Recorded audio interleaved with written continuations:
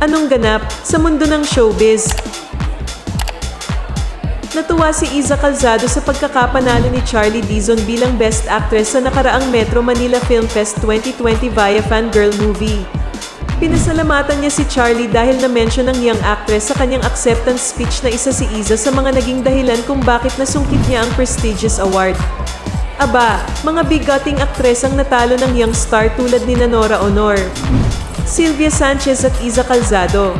Samantala, ayaw daw panoorin ng mga magulang ni Charlie ang Fangirl. Dahil kaya sa love scene ng anak at ng leading man nitong si Paolo Avellino. Grabe naman kasi talaga ang love scene nila.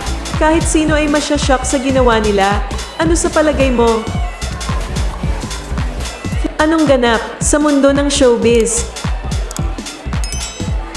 Bumuhos ang espekulasyon kung may relasyon ba sina Carlo Aquino at Charlie Dizon dahil sa tila closeness ng dalawa sa mga picture na ipinost ni Charlie.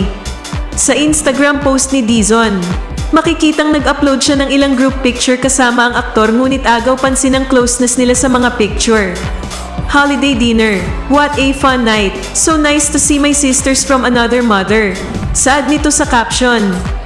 Nawindang ang mga netizens sa comment section dahil sa closeness ng dalawang personalidad. Ang ibang netizens ay hindi natutuwa at pinalalayo ang aktres kay Aquino. Matatanda ang noong Abril ay kinumpirma mismo ni Aquino na hiwalay na sila ni Trine Candaza. Ngunit hindi na nito idinetalya ang paghihiwalay nila ng dating nobya. Samantala, napag-alaman na may pelikula sina Dizon at Aquino na may title na Love on a Budget na gawa ng Black Sheep.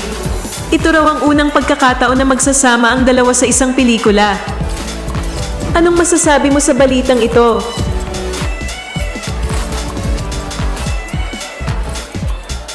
Anong ganap sa mundo ng showbiz? Iisa ang tanong ng lahat, bakit hindi ginawang flower girl ni Carlo Aquino ang anak na si Enola Nitti sa kasal nila ni Charlie Dizon?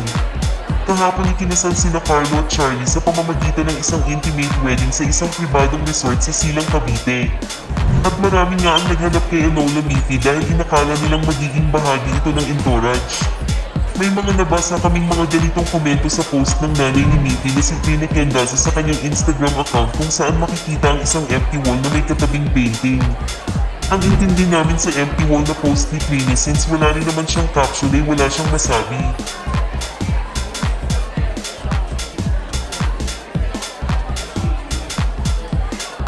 Anong ganap sa mundo ng showbiz? Ikinasal na ang aktor na si Carlo Aquino sa kanyang asawa na ngayon na si Charlie Dizon.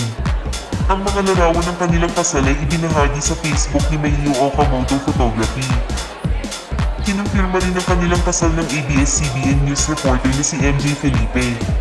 Makikita sa post ni Mayu na masaya ang dalawa sa kanilang kasal. Marami ring mga netizens ang tuwang-tuwa dahil sa wakas ay nagkatuluyan din ang dalawa.